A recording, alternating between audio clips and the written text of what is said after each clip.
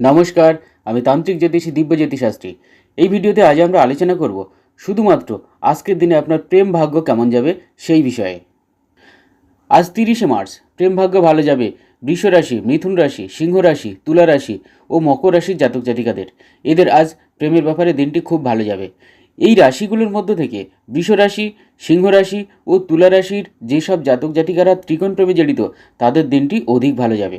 অন্যদিকে মেষ রাশি, কর্কট রাশি, কন্যা রাশি, ধনু রাশি, মীন রাশির জাতক জাতিকাদের দিনটি খুব একটা ভালো যাবে না বলে দেখা যাচ্ছে। প্রেমে ঝামেলা অশান্তির যোগ রয়েছে। এই রাশিগুলোর মধ্যে থেকে কন্যা রাশি, ধনু রাশি ও মীন রাশির যেসব জাতক জাতিকারা ত্রিকোণ প্রেমে জড়িয়ে তাদের দিনটি বেশি করে খারাপ যাবে।